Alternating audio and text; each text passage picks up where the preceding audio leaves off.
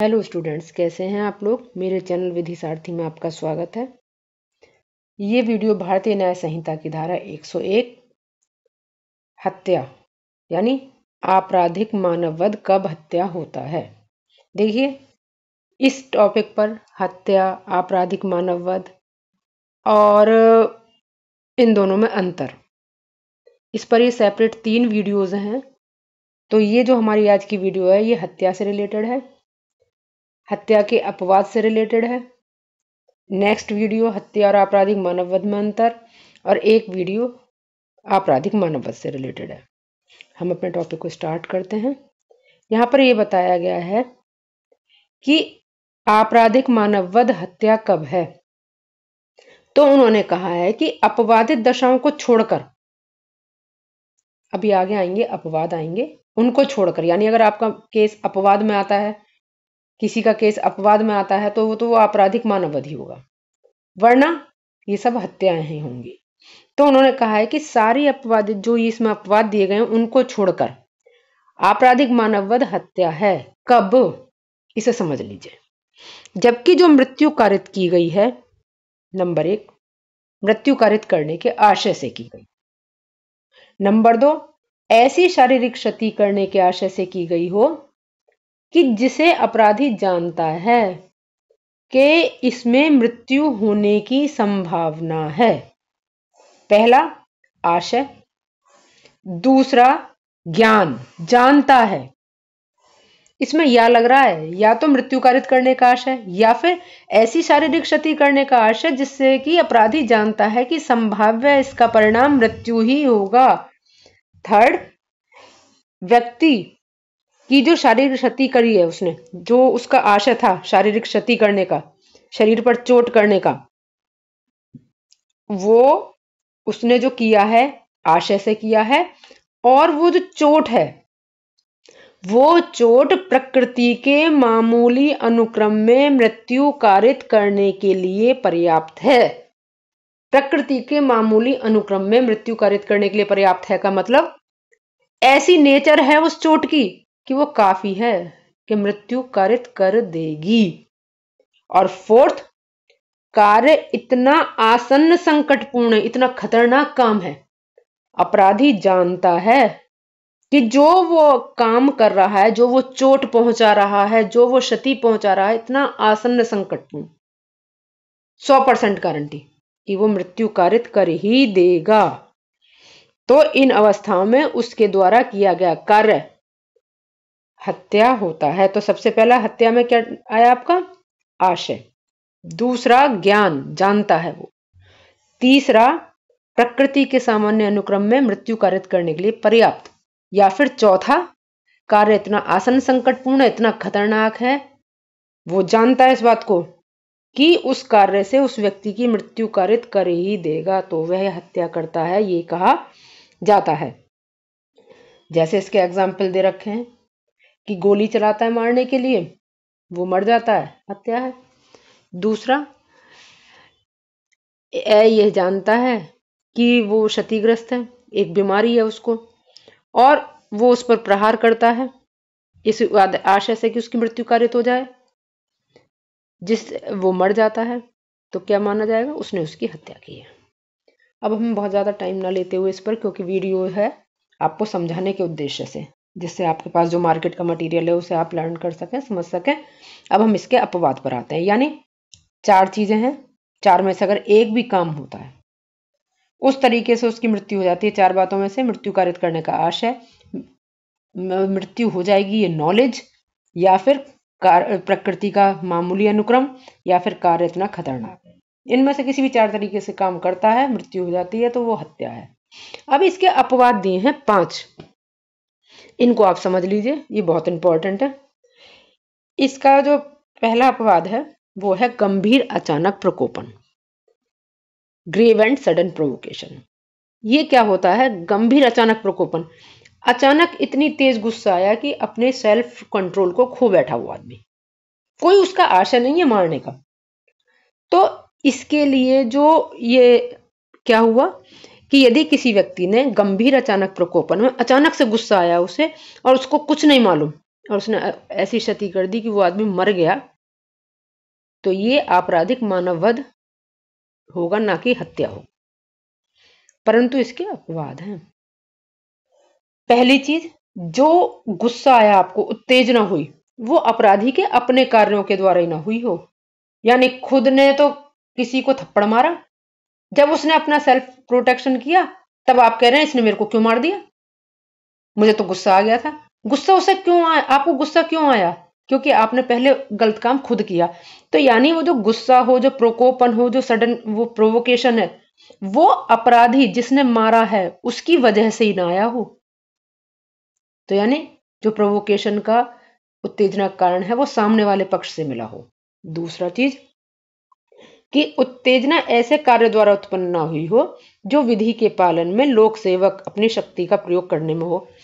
क्या हुआ कि गुस्सा किसी लोक सेवक के प्रति नहीं होना चाहिए जो अपनी शक्तियों का प्रयोग कर रहा है। जैसे कोई सेवक, लोक सेवक किसी को अरेस्ट करने के लिए आया, उस व्यक्ति ने लेके उसे शूट कर दिया, मार दिया, और क्या कह रहा है, मुझे बहुत तेज गुस्सा आया। भाई क्यों आया गुस्सा? कि मुझे अरेस्ट कर रहा था। अरे वो लोक सेवक अपनी शक्तियों का प्रयोग कर रहा था, विधिपूर्ण शक्तियों का, सद्भावना पूर्वक प्रयोग कर रहा था। जब हम आपको सेल्फ डिफेंस वाला समझाएंगे, प्राइवेट डिफेंस वाला चैप्टर आएगा, उसमें बताएंगे कि लोक सेवक के विरुद्ध प्राइवेट प्रतिरक्षा का अधिकार नहीं हुआ करता। तो यदि लोक सेवक अपनी शक्तियों का, विधिपूर्ण शक्तियों का सद्भावना पूर्वक प्रयोग कर रहा है और उसके काम से आपको गुस्सा आया और तब आपने उसको चोट पहुंचा दी, मार दिया, तो यह हत्या होगी, आपराधिक मानववध नहीं होगा। तो इसका पहला पॉइंट, जो गुस्से का कारण है वो अपराधी ने स्वयं न पैदा किया हो। दूसरा, जब लोक सेवक अपनी शक्तियों का प्रयोग कर रहा है विधिपूर्ण, उससे उन शक्तियों का प्रयोग करने के कारण जो गंभीर अचानक प्रकोपन है वो शुरू ना हुआ हो। और तीसरा कि गंभीर और अचानक प्रकोपन ऐसे कार्य द्वारा ना हुआ हो जो व्यक्तिगत प्रतिरक्षा के अधिकार का विधिपूर्ण प्रयोग करने में हुआ हो। यानी अगर अपराधी पहले तो किसी की प्रॉपर्टी में एंटर कर गया, उसकी प्रॉपर्टी को नुकसान करने लगा, उसने अपनी संपत्ति की प्राइवेट प्रतिरक्षा, क्योंकि प्राइवेट प्रतिरक्षा का अधिकार शरीर और संपत्ति दोनों के प्रति होता है, उसने अपनी संपत्ति की प्राइवेट प्रतिरक्षा के अधिकार में उसको पकड़ लिया। पकड़ते ही अपराधी क्या बोला, मुझे गुस्सा आ गया क्योंकि इसने मुझे पकड़ लिया। उसने क्यों पकड़ा?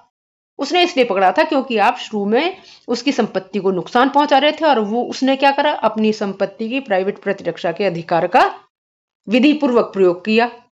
तो अगर उस कार्य से आपको गुस्सा आया है जो उसने अपनी प्राइवेट प्रतिरक्षा की है और तब आपने उसको मार दिया, तो ये हत्या है, आपराधिक मानववध नहीं होगा। तो यानी जो गंभीर अचानक प्रकोपन है उसके लिए हमारी ये शर्तें पूरी होनी चाहिए तीनों। पहली चीज कि प्रकोपन अपराधी ने ना दिया हो, गुस्सा अपराधी की वजह से ना हुआ हो। दूसरा, लोक सेवक अपनी विधिपूर्ण शक्तियों का प्रयोग कर रहा है, उससे गुस्सा ना हुआ हो शुरू। तीसरा, जहां पर कोई व्यक्ति अपने प्राइवेट प्रतिरक्षा के अधिकार का प्रयोग कर रहा है उससे भी गुस्सा उत्पन्न नहीं होना चाहिए, वरना अगर ऐसा हुआ और लोक सेवक की या प्राइवेट प्रतिरक्षा करने वाले की या दूसरे व्यक्ति की हत्या हो गई, मर गया वो, तो ये सीधी सीधी हत्या होगी, आपराधिक मानववध नहीं होगा, ये सीधा मानववध होगा, फिर ये अपवादों में नहीं आएगा। यानी कि इसमें एक केस बहुत लीडिंग केस है, केएम नानावती वर्सेस महाराष्ट्र राज्य। इसमें उन्होंने कहा, कोर्ट ने, कि भाई गंभीर अचानक प्रकोपन का मतलब है कि ऐसी स्थिति में आना जिसमें विवेकशील व्यक्ति भी अपना विवेक खत्म कर दे, उसको नहीं मालूम कि उसने क्या किया।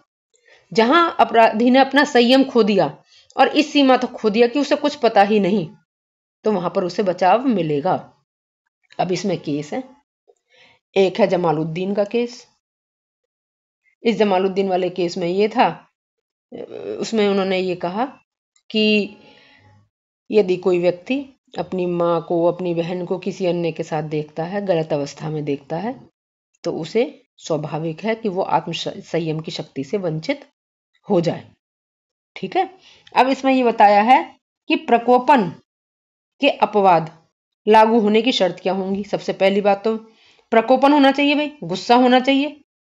प्रकोपन कैसा होना चाहिए? अचानक होना चाहिए। और अचानक कैसा होना चाहिए कि आत्म संयम की शक्ति से बाहर हो जाए।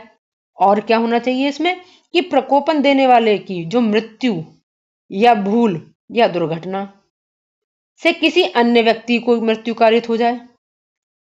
ठीक है। तो ये आपको इसके लाभ मिलेंगे, मतलब जो भी अपराधी है उसको उसका लाभ मिलेगा। अब हमारा नेक्स्ट आता है व्यक्तिगत सुरक्षा के अधिकार का अतिक्रमण। जहां पर कोई व्यक्ति अपनी संपत्ति या शरीर की प्राइवेट प्रतिरक्षा के अधिकार का प्रयोग कर रहा है और सद्भावना पूर्वक कर रहा है, तो प्राइवेट प्रतिरक्षा के अधिकार में की गई बातें अपराध नहीं हुआ करती, ये आपको पता है। इस पर एक क्वेश्चन भी आएगा, अभी डिटेल में उसे बताएंगे, बाद में वीडियो आएगा। परंतु आप अपने प्राइवेट प्रतिरक्षा के अधिकार का प्रयोग कर रहे हैं, विधि पूर्वक भी है, किंतु उसका प्रयोग होने में आपको जो शक्ति दी गई थी कि इतनी लिमिट तक आप शक्ति का ये काम कर सकते हैं, प्राइवेट प्रतिरक्षा के अधिकार में इतनी लिमिट तक ये काम कर सकते हैं। प्राइवेट प्रतिरक्षा के अधिकार में हर समय मृत्यु कारित नहीं की जा सकती, कुछ कंडीशंस होती हैं जिनमें मृत्यु कारित की जाती है, तो उसमें दायित्व से मुक्ति मिल जाती है।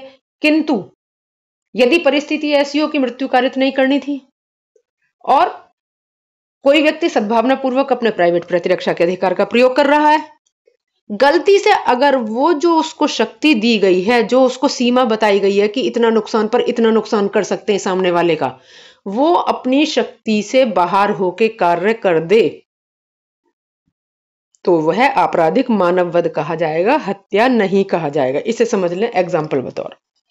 जहां पर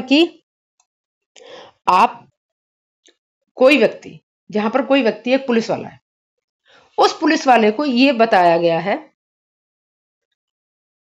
सीआरपीसी में, जो हमारी पुरानी थी, उसमें यह बताया गया था कि किस अवस्था में आप गिरफ्तारी करते समय किसी व्यक्ति की हत्या भी कर देंगे तो अपराध नहीं होगा। परंतु अगर वो व्यक्ति उस स्थिति में नहीं आ रहा है, उन अपराधों में नहीं आ रहा है, आप पुलिस वाले थे, आपका मंशा थी इसे रोकना है, एनकाउंटर करना नहीं था, एनकाउंटर की परिस्थितियां अलग होती हैं। तो पुलिस वाले ने गोली चलाई पैर पर, किस उद्देश्य से कि ये रुक जाए, भागे ना, परंतु वो गोली लग गई सीने पे और वो वहीं का वहीं मर गया। तो ये जो पुलिस अधिकारी होगा ये हत्या का दोषी नहीं होगा। सॉरी, ये गलत आ गया एग्जाम्पल, इसमें प्राइवेट प्रतिरक्षा का है ना। सपोज मान लीजिए कोई आदमी किसी के घर में चोरी करने के लिए गया, चोरी करने में मृत्यु कारित नहीं कर सकते आप प्राइवेट प्रतिरक्षा के अधिकार की। आप उसे पकड़ रहे थे, जबरदस्ती पकड़ रहे थे, उसे इस तरह से पकड़ा आपने रस्सी से कि वो खींचातानी करते करते उसका गला दब गया और वो व्यक्ति मर गया। ये भूल से हुआ, कर आप विधि पूर्वक प्रयोग रहे थे अपनी शक्ति का, सद्भावना पूर्वक थे, परंतु वो घटना में ही भूलवश आपसे ज्यादा शक्ति का प्रयोग हो गया। वो व्यक्ति, चोरी में नहीं मार सकते आप किसी को भी, परंतु वो व्यक्ति मर गया। तो यहां पर जो प्राइवेट प्रतिरक्षा के अधिकार का प्रयोग कर रहा था अपना, जिससे वो मृत्यु कारित हो गई, वो मृत्यु हत्या में नहीं आएगी, वो आपराधिक मानववध में आएगी। क्योंकि सबसे पहली चीज, व्यक्तिगत सुरक्षा के अधिकार का विधिपूर्वक प्रयोग हो रहा था और वो गलती से अपनी सीमा से ज्यादा शक्ति का प्रयोग कर गया, तो ये हत्या नहीं है, ये आपराधिक मानववध है। और थर्ड आता है हमारा लोक सेवक, जब अपनी शक्तियों का प्रयोग कर रहा है विधि पूर्वक। तो अभी जो पहला एग्जाम्पल था उसी को ले लेते हैं। जैसे कोई पुलिस ऑफिसर है, वो किसी अपराधी को पकड़ रहा था, उसने कोई बहुत हीनियस क्राइम नहीं किया था, जघन्य अपराध नहीं किया था जिसमें उसका एनकाउंटर हो सकता था, बस उसका उद्देश्य इतना था कि भाई इसको रोक ले रहे हैं भागने से, तो उसने उसके पैर में गोली मार दी। वो पैर में गोली मारने की बजाय वो किसी तरह से डायरेक्शन हिला और वो उसके सीने पे लग गई और वो वहीं की वहीं मर गया। तो वो पुलिस ऑफिसर आपराधिक मानववध का दोषी होगा, ना कि हत्या का दोषी होगा। नेक्स्ट हमारा आता है झगड़ा जनित आवेश। झगड़ा जनित आवेश यानी बिना किसी सोचे समझे, कुछ नहीं, अचानक किसी व्यक्ति से लड़ाई हुई। लड़ाई होने पे क्या हुआ, उसे जो गुस्सा आया, सामने पत्थर पड़ा था, कोई चीज पड़ी थी, उसने लेके उस पर मारा, या डंडा था पास में, डंडे से ऐसी तेज प्रहार करा सिर पर, बिना उससे, उसका प्लानिंग नहीं थी, उसने सोचा समझा कुछ नहीं, शांतिपूर्वक आ रहा था, अचानक लड़ाई हुई। लड़ाई झगड़े में एक आवेश उत्पन्न हुआ, उसके हाथ में आया डंडा, उसने उसके सिर पे देके मारा, वो इतना तेजी से लगा कि उसका वहीं की वहीं सिर फट गया और वो मर गया। ये क्या है, ये आपराधिक मानववध है, हत्या नहीं है, क्योंकि ना आशय था ना ज्ञान है, इतनी तेज आवेश में कि उसे पता नहीं। तो यहाँ ना आशय है ना ज्ञान है, इसलिए ये हत्या नहीं है, ये आपराधिक मानववध है। नेक्स्ट, लास्ट हमारा, मृतक की पूर्ण सहमति। पूर्ण नहीं है, ये पूर्व है, गलत टाइप हो गया। पूर्व सहमति, यदि कोई व्यक्ति 18 ईयर्स से अबव है, 18 से ऊपर है, और वो ये कहता है कि भाई मैं मरना चाहता हूं, तुम मुझे मार दो, मैं अपनी सहमति दे रहा हूं, और वो उस व्यक्ति को मार देता है, उसका आशय नहीं है, वो मारना नहीं चाह रहा था, परंतु उसने उसे सहमति दी, वो बहुत मजबूर था, उसने कहा तुम मुझे मार दो, मैं अपने जीवन से परेशान हूं, और उसको किसी ने मार दिया, तो वो आपराधिक मानववध नहीं होगा, आपराधिक मानववध होगा, हत्या की श्रेणी में नहीं आएगा। परंतु अगर 18 वर्ष से कम है तो ये हत्या ही होगी। फिर अगर उस व्यक्ति ने जिसने सहमति दी है उसकी आयु 18 वर्ष से कम है तो ये हत्या होगी फिर, और 18 वर्ष से ऊपर है तो ये आपराधिक मानववध होगा। इस तरह हमारा ये अभी वीडियो आपराधिक मानववध, कब हत्या होता है, अपवाद सहित, ये सारा डिटेल में आपको समझाया। अगर आपको वीडियो अच्छी लग रही है, आपको हेल्प मिल रही है, जो हमारा उद्देश्य है एग्जाम टाइम में आपके पास जो मटेरियल है उसे पढ़ने में आपकी सहायता करना। उसके बाद फिर हम क्लासेस लेंगे, आगे इस एग्जाम को दे लीजिए, आगे क्लास लेंगे, बेयर एक्ट से आपको सारे सब्जेक्ट समझाएंगे। फिर आप उन वीडियोस को भी देख सकते हैं। अगर आपको अच्छा लग रहा है तो प्लीज़ मेरे चैनल को सब्सक्राइब कीजिए, मेरी वीडियो को लाइक कमेंट एंड शेयर कीजिए, जिससे हमें मोटिवेशन मिले, आपको लाभ मिले। Thank you. जय हिंद।